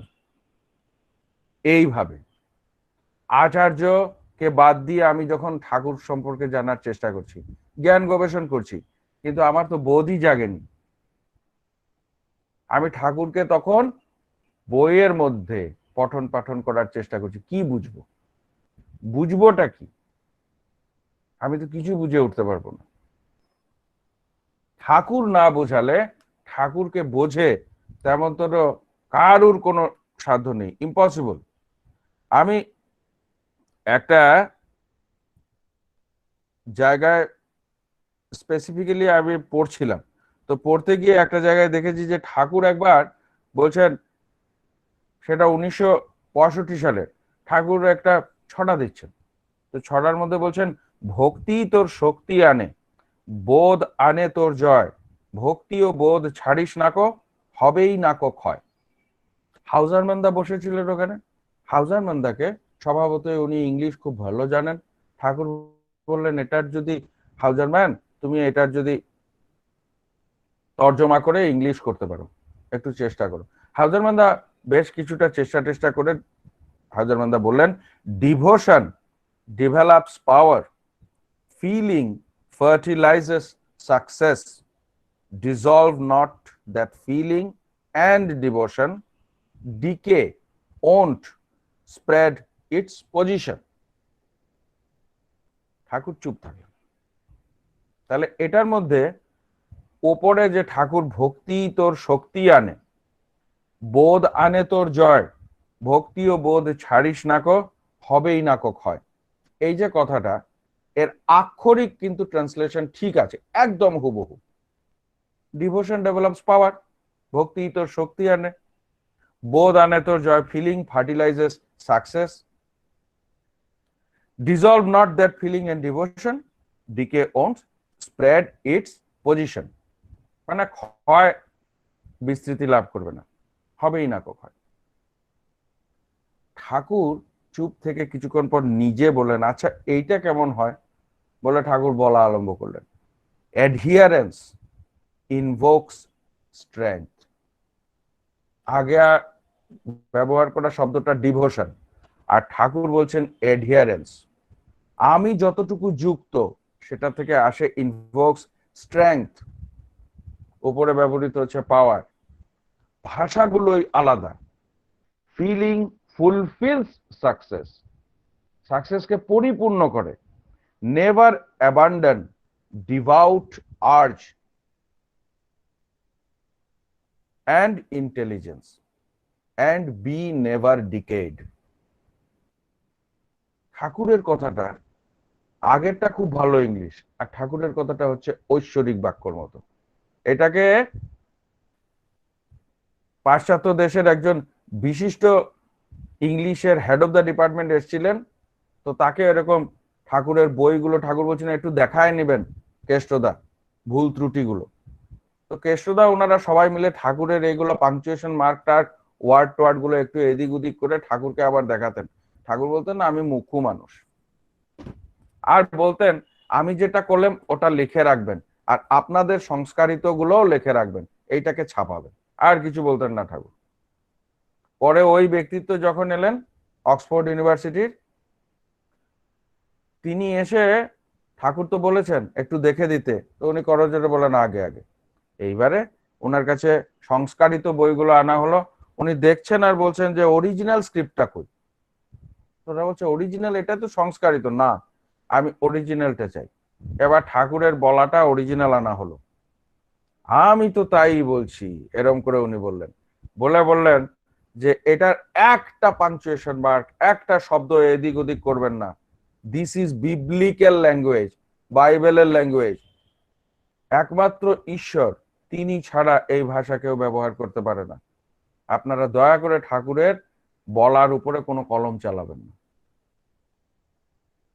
তাই জহুরি চেনে জহরকে, তেমন তোর আমার আচার্য চেনেন ঠাকুরকে। আমার আচার্য এমন ভাবে চেনেন যে তার সমস্ত সত্তা, মন, কর্ম সবকিছু জীবন্ত ঠাকুর। ঠাকুর তাই আজ 133 বছর ওনার বয়স। আমাদের ভুলে যাই যদি আমরা এটা, তাহলে আমাদের বিশাল গোল হবে। ঠাকুরের বয়সটা 133 বছর এখন অব্দি নিরবচ্ছিন্ন চলছে এই ধারা। তাই আচার্য পরম্পরা বলে কিছু নেই, ঠাকুর চলছেন, ঠাকুর চলছেন, আলাদা সত্তা তো নয়।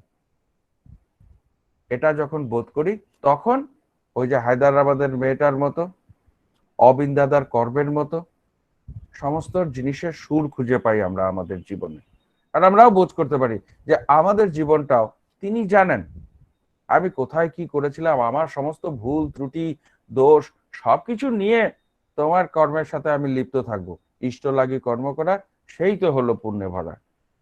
আমার সবকিছু নিয়ে আমি দেখাতে যাব না, ভনিতা কেন করতে যাব? যে আমি দেখাবো কেন যে আমি খুব ভালো, বা আমি এই বা আমি ওই? যা আছে তা আছে, কিন্তু যা আছে তা তোমার কাজের জন্য আছে।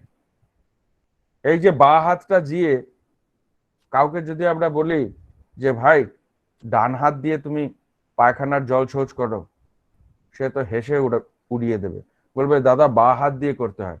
এই বা হাতটা যদি জল শৌচ না করতো আমরা কি বাঁচতাম? তা আমরা কি ছিছি দূর দূর করবো, দেখো আমাকে খেতে দিচ্ছে বা হাতে। আরে যে কর্মটা এই বা হাত করে সেটাই ডান হাত করতে পারে না। ঠিক তেমন তোর আমার আপনার জীবনটাও তেমন তোর তার কাছে। আমি একটা কাঠ হয়ে উঠবো, যোগ্যটা ঠিক করার দায়িত্ব আমার না, উনার উপযোজনা কেন্দ্র, উনার কেন্দ্র, সবকিছু উনার।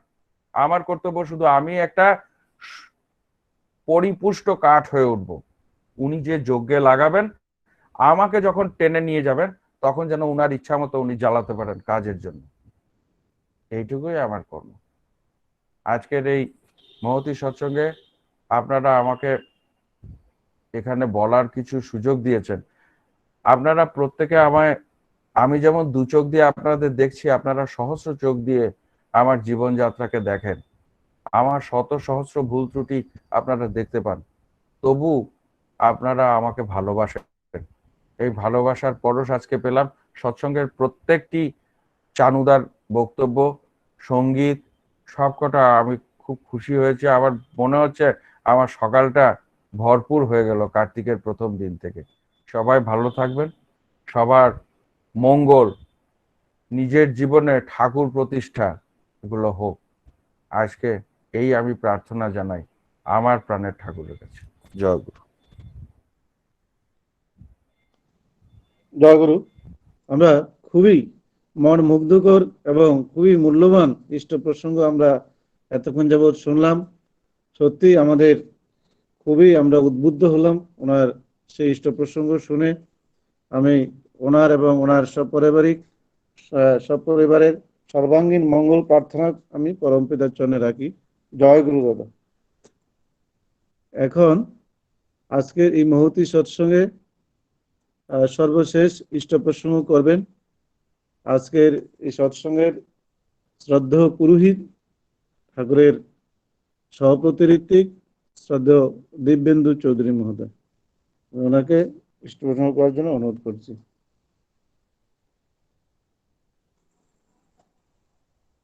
প্রিয় পরম আমার পরমারাধ্যা জগৎ জননী শ্রী শ্রী বর্মা পরম পূজবাদ শ্রী শ্রী বর্দা পরম পূজবাদ আচার্য দেব শ্রী শ্রী দাদা পরম পূজবাদ শ্রী শ্রী বাবাই দাদা পরম পূজবাদ শ্রী শ্রী অবিন্দ দাদার শ্রী চরণ কমল প্রণাম। উপস্থিত আজকের এই সৎসঙ্গের প্রিয় পরমের পবিত্র পাঞ্জাদারি কর্মীবৃন্দ, উপস্থিত দাদা ও মায়ের, আমি সবাইকে আমার আন্তরিক আনন্দিত জয়গুরু এবং প্রণাম জানাচ্ছি। আজকে আমাদের পরম সৌভাগ্য যে এই রকম একজনের কাছ থেকে ইষ্ট প্রসঙ্গ শুনলাম, যা আমাদের জীবনের উপলব্ধিটাকে ঘুরিয়ে দিলেন। সত্যি আমরা আচার্য পরম্পরা বলি, বিভিন্ন সত্তা মনে করি, তিনি তো ঠাকুরই। ঠাকুরের বয়স 133। কি কথা শুনলাম, কি উপলব্ধি হলো আমার। গোবিন্দাদার বয়স 133, এটাই বাস্তব, তিনিই ঠাকুর। আমরা যদি শুধু ঘরে বসে বসে ঠাকুরের বইগুলি পড়ি তাহলে ঠাকুরকে বুঝতেই পারতাম না। সত্যি এই উপলব্ধিটা আজকে প্রকৃত ভাবে বুঝতে পারলাম। এই ডক্টর স্বরূপদা একজন বিশিষ্ট শল্য চিকিৎসক, কলকাতা মেডিকেল কলেজের নামকরা ডাক্তার তিনি। আমি খুব অসুস্থ হয়েছিলাম একবার, আর পরম শ্রী শ্রী বাবাই দাদা স্বরূপদাকেই বলেছিলেন এটা অপারেশন করার জন্য।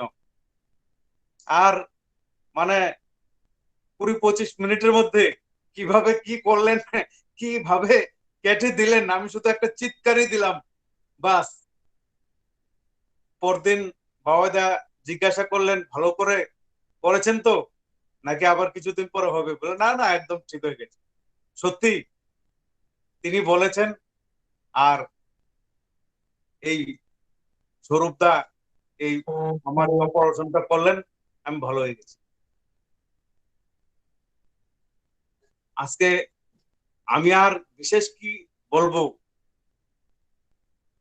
আমাদের শ্রদ্ধেয় স্বরূপদা যা বলে গেছেন, শুধু এই কথাগুলি আমরা আজকে মাথায় মজুত রাখবো আর প্রতিদিন এগুলো উপলব্ধি করব যে ঠাকুর লীলা করে চলছেন।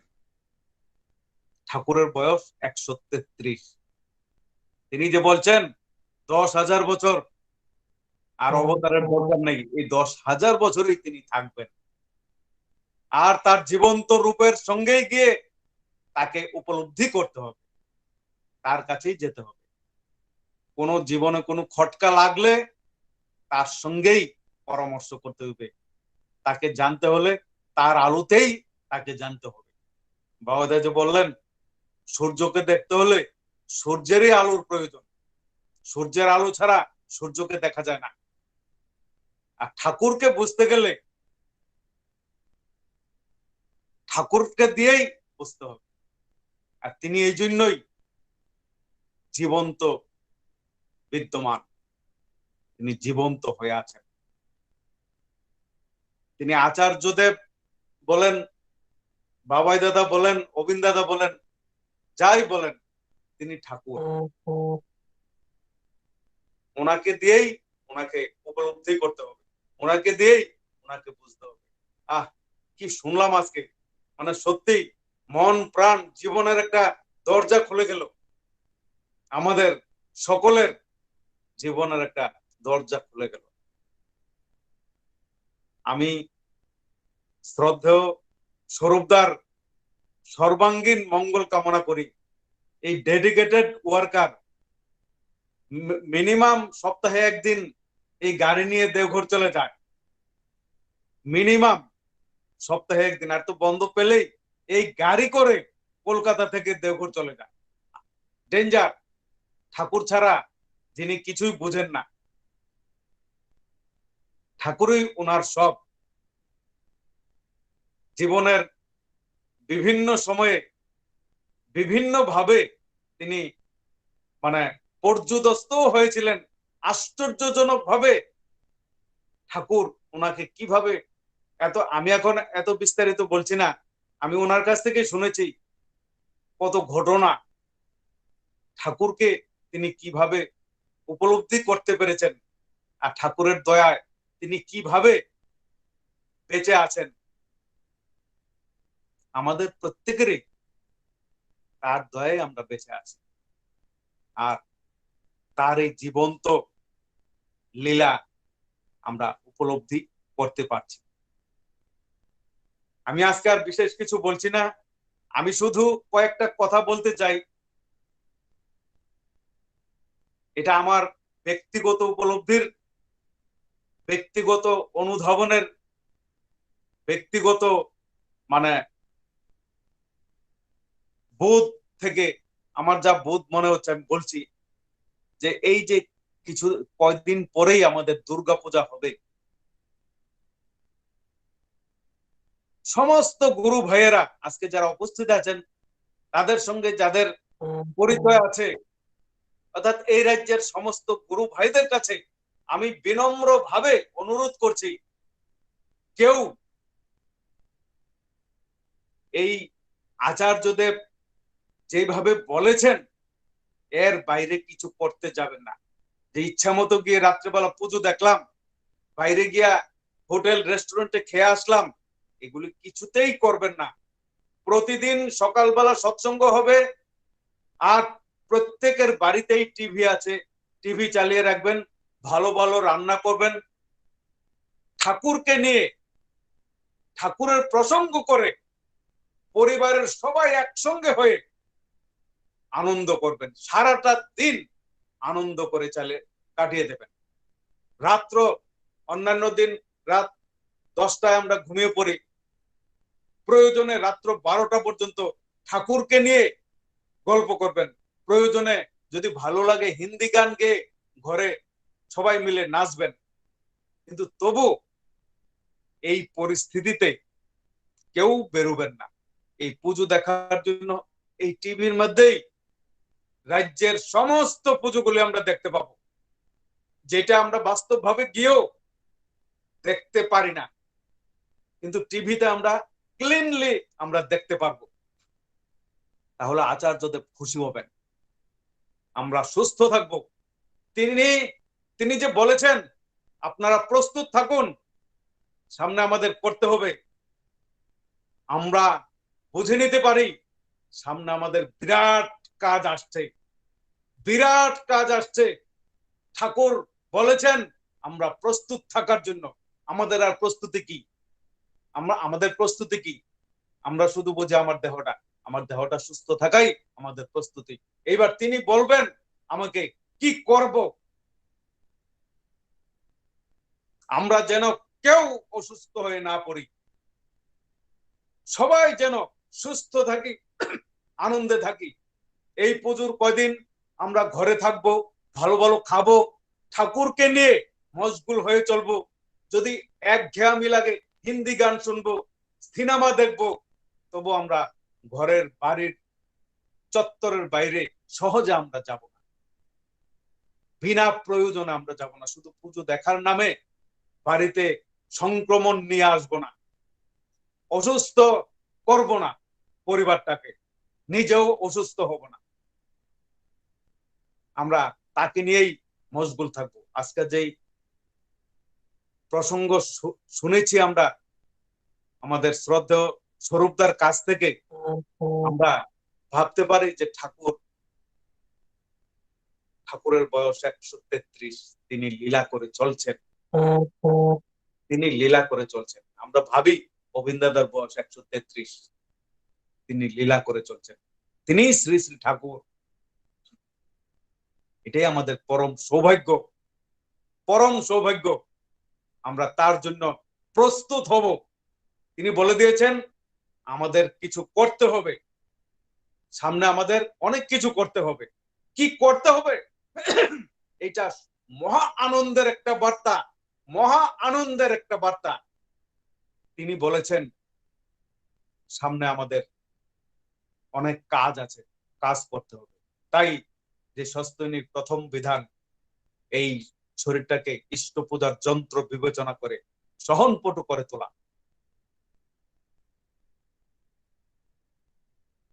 অযথা নিজেকে নষ্ট করব না। আমরা এতদিন ধরে, আজকে সেই শ্রাবণ মাস থেকে এই যে বাবাদা স্ফুটনিকের মতো ছেড়ে দিলেন যে এই যন্ত্রের মাধ্যমে আমরা সৎসঙ্গ করতে পারি, আজকে কি পর্যায়ে গিয়ে পৌঁছেছে। এই যে স্বরূপদা বললেন,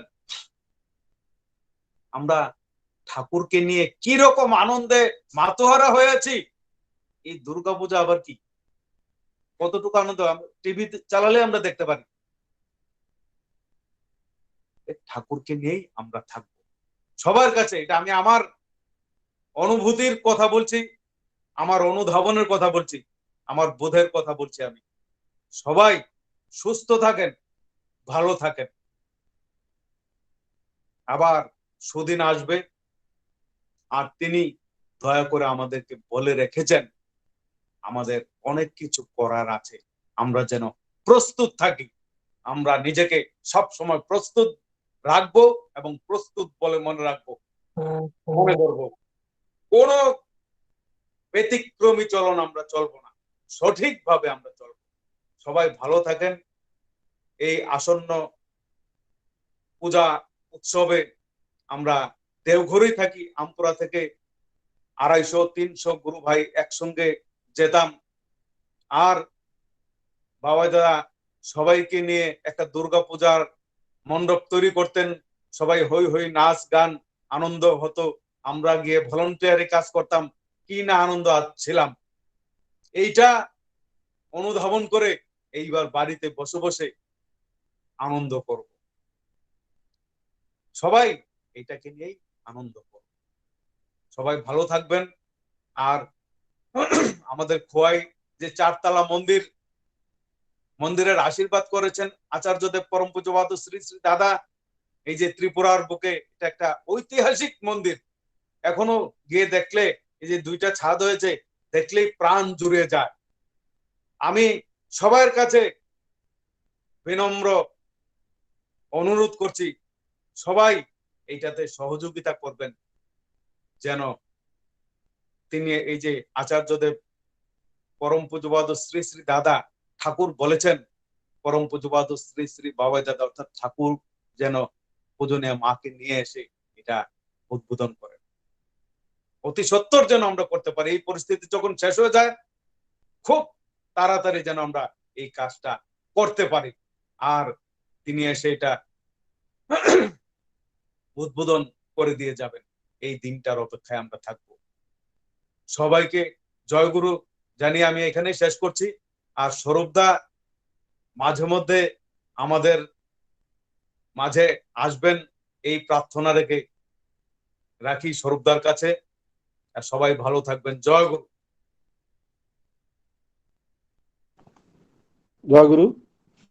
আমরা খুবই মূল্যবান আলোচনা, ইষ্ট প্রসঙ্গ শুনলাম আমাদের আজকের মহতি সৎসঙ্গের শ্রদ্ধেয় পুরোহিত শ্রদ্ধেয় শ্রী দিব্যেন্দু চৌধুরী দাদার কাছ থেকে। আমরা ওনার এই মূল্যবান ইষ্ট প্রসঙ্গ সবাই আমরা অনুধাবন করে সেগুলি আমাদের বাস্তবিক জীবনে প্রয়োগ করার চেষ্টা করব। আমি ওনার এবং ওনার সপরিবারের মঙ্গল প্রার্থনা আমি পরম দয়ালের চরণে রাখি। জয় গুরু। এখন আজকের যে পশ্চিম জেলার সৎসঙ্গ ঘোষণা এবং আগামীকালকে ধলাই জেলার সৎসঙ্গ ঘোষণা করার জন্য আমি ওই জেলার পক্ষ থেকে অনুরোধ করছি সেই ঘোষণা দেওয়ার জন্য। জয় গুরু, জয় গুরু। শোনা যাচ্ছে?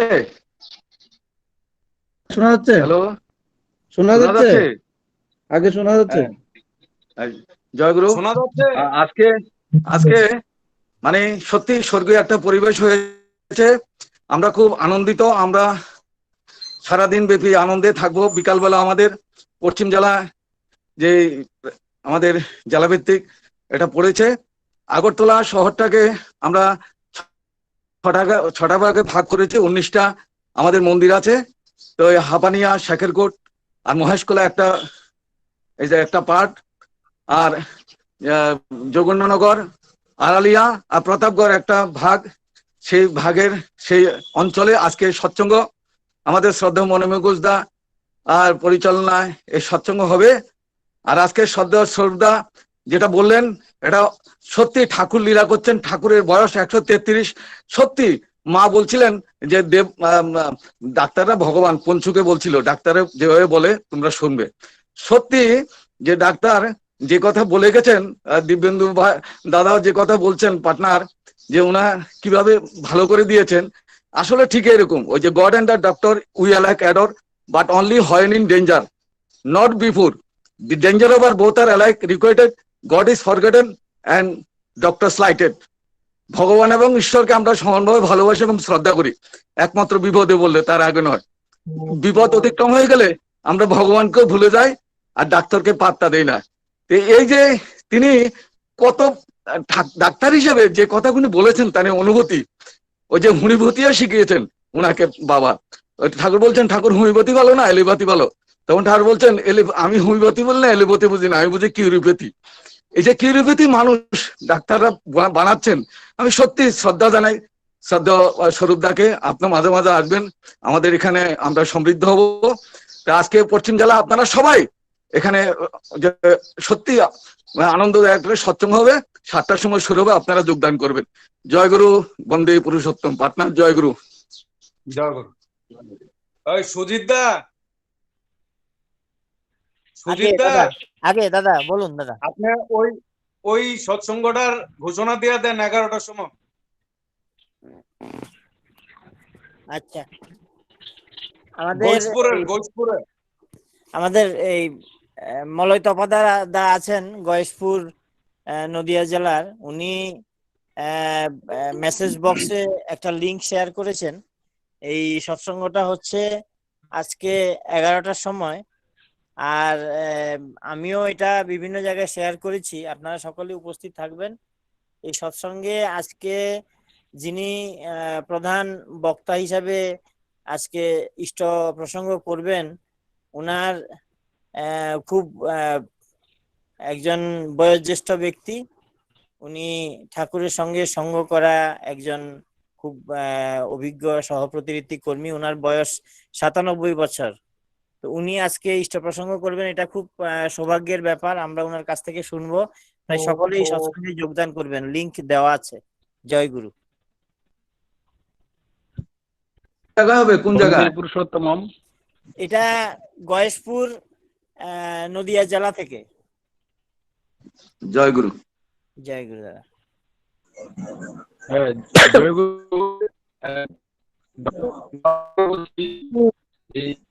আগামীকাল সোমবার নয়, সারা ত্রিপুরা নয়, ইন্টারন্যাশনাল আমাদের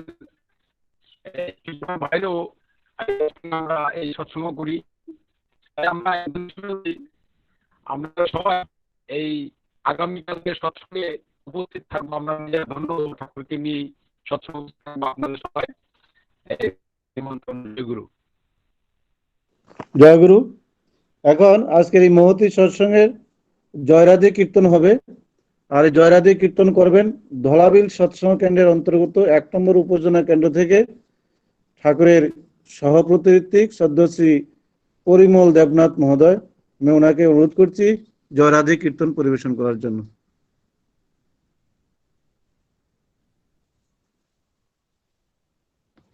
জয়গুরু জয়গুরু। আগে জয়রাধে।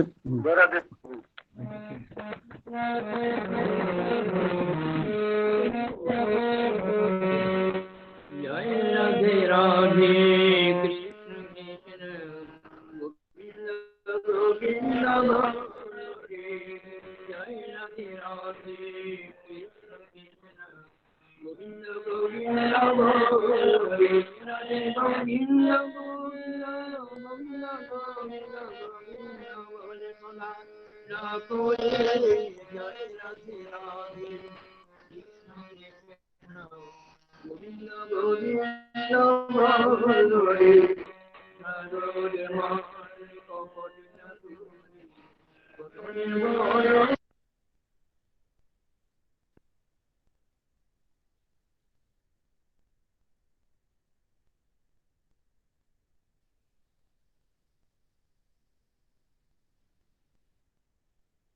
শ্রদ্ধেয় পরিমল দা, আপনি মিউট হয়ে গেছে, আপনার মোবাইল মিউট হয়ে গেছে, আপনি মোবাইল আনমিউট করুন। শ্রদ্ধেয় পরিমল দা, আপনার মোবাইল মিউট হয়ে গেছে, মিউট।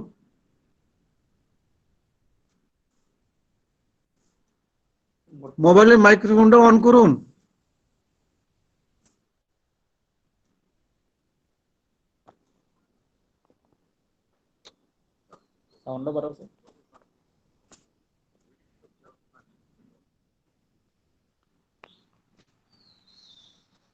শ্রদ্ধেয় পরিমল দা, আপনার মোবাইলটা মাইক্রোফোনটা অন করুন, মিউট হয়ে গেছে।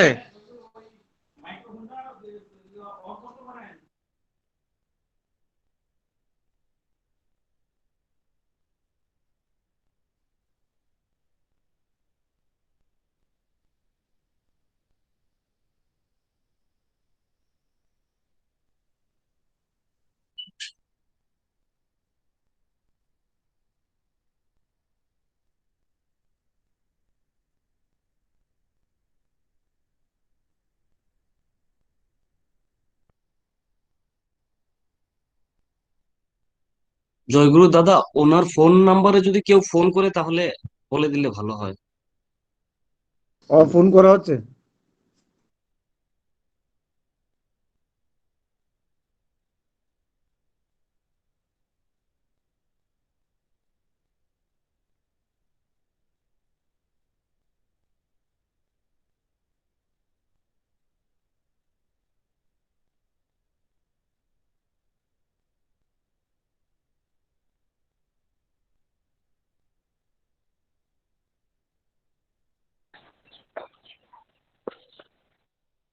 হ্যাঁ দেবুদা, এখন বলে দেন, এখন উনি গান বন্ধ করে আছেন মনে হচ্ছে।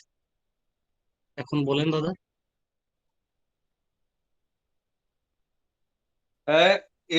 আচ্ছা কিতা এটা মানে তাইনের এই সাউন্ডটা বন্ধ হয়ে রয়েছে মনে হইতাছে।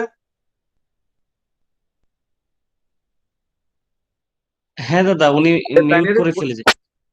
তাইলে কইতে চাইতাছে, তাইলে তো শুনতে চাইতাছে না। না না, না না, বেনু কাকু, দিব্যেন্দু কাকু, জয়গুরু। বলছি যেহেতু শেষ মনে হয়, জয়রাধে শেষ হয়ে গেছে, তো নেক্সট কন্টিনিউ করে নিলে ভালো হয়ে গেছে মনে হচ্ছে। দেবুদা দেবুদা ধ্বনি দিয়া বারবার ফোন করে কইতাছে তুমি আমার ঠেকানি মারো।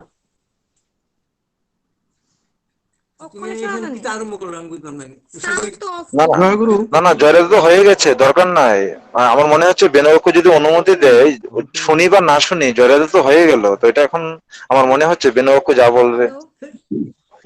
আমি তো সাউন্ড দিয়ে আসছি জয়রাধে কমপ্লিট অডিও ভিডিও দুটো অন করে নাচলো, শোনা যায়নি। এই পরিমলদা জয়রাধে কমপ্লিট হইছে নি? না এখন অন তো। পরিমলদা জয়রাধে কমপ্লিট হইছে নি? ওখানে তো শেষ তো। আচ্ছা এটা শেষ। এই দেবুদা আগে আগে ইয়া করেন, ধ্বনি দিল তখন ধ্বনি। এখন আজকে এই মহতী সৎসঙ্গে এখন পুরুষোত্তম জয়ধ্বনি দেবেন। সৎসঙ্গ কেন্দ্র কল্যাণপুর থেকে উপজেলা কেন্দ্র নম্বর 5 থেকে ইষ্টপ্রাণ শঙ্কর দেব দাদা, আমি শঙ্কর দেব দাদাকে অনুরোধ করছি পুরুষোত্তম ধ্বনি প্রদান করার জন্য। হ্যালো দাদা, জয়গুরু। জয়গুরু। শোনা যাচ্ছে? আগে শোনা যাচ্ছে। বন্দে পুরুষোত্তম, বন্দে পুরুষোত্তমম, বন্দে পুরুষোত্তমম, परम दयाल परम ब्रह्म श्री ठाकुर चंद्र जी की, परम दयाल परम ब्रह्म श्री ठाकुर चंद्र जी की, परम दयाल परम ब्रह्म श्री ठाकुर चंद्र जी की, परम आराध्य जगत जननी श्री वर्मा की, परम आराध्य जगत जननी श्री वर्मा की, परम आराध्य जगत जननी श्री वर्मा की, परम पूज्य बादो श्री वर्धा की, परम पूज्य बादो श्री वर्धा की, परम पूज्य बादो श्री वर्धा की, परम पूज्य बादो आचार्य देव श्री दादा की, परम पूज्य बादो आचार्य देव श्री दादा की, परम पूज्य बादो आचार्य देव श्री दादा की, परम पूज्य बादो श्री बाबेदा की, परम पूज्य बादो श्री बाबेदा की, परम पूज्य बादो श्री बाबा की, परम पूज्य बादो श्री गोविंदा की, परम पूज्य गोविंदा की, परम पूज्य बादो श्री गोविंदा की, सत्संगों की, सत्संगों की, सत्संगों की, आर्य किस्ती की, सतनाम की, वंदे पुरुषोत्तमम, वंदे आर्य कीर्तिम, वंदे मारुति वर्गम, वंदे हं किस्ती दैवतम, वंदे पुरुषोत्तमम, वंदे पुरुषोत्तमम, वंदे पुरुषोत्तमम, परम दयाल परम ब्रह्म श्री ठाकुर चंद्र जी की जय गुरु।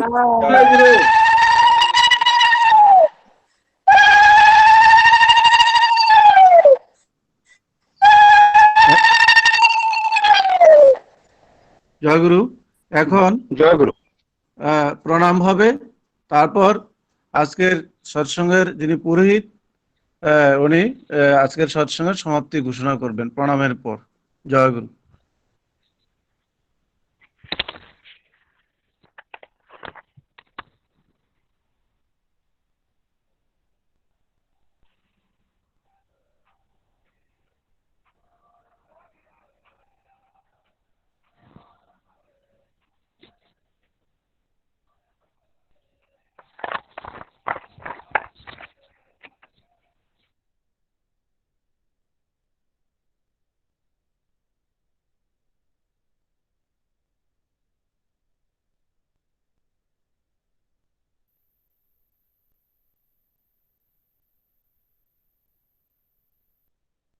জয়গুরু। আজকে এতক্ষণ আমরা খোয়াই ডিস্ট্রিক্টে আমাদের যে ডিস্ট্রিক্ট ওয়াইজ সৎসঙ্গ হয়, পরম পূজ্যপাদ শ্রী শ্রী বাবাই দাদা অত্যন্ত প্রীত হয়ে বললেন এটা চালিয়ে নেওয়ার জন্য, এটা এইভাবে করাই ভালো বলেছেন। তিনি আশীর্বাদ করেছেন এইভাবে যেন আমরা চালিয়ে নেই, করতে থাকি। ওনার দয়ায় আমরা, উনি যেদিন বলেছেন তারপর দিন থেকে আমরা দেখতে পাচ্ছি সত্যি একটা স্বর্গীয় পরিবেশ তৈরি হচ্ছে। আর আজকে চানোদা আমাদের এই যে ডক্টর স্বরূপদা আমাদেরকে মুগ্ধ করে দিলেন। সত্যি আমরা সবাই এই জিনিসটা মাথায় নিয়ে আজকে এখান থেকে যাব। সবাই ভালো থাকবেন। আজকের সৎসঙ্গ এখানেই শেষ হলো। জয় গুরু, সবাইকে জয় গুরু। জয় গুরু পাটনা, জয় গুরু সবাইকে, পাটনা জয় গুরু, জয় গুরু।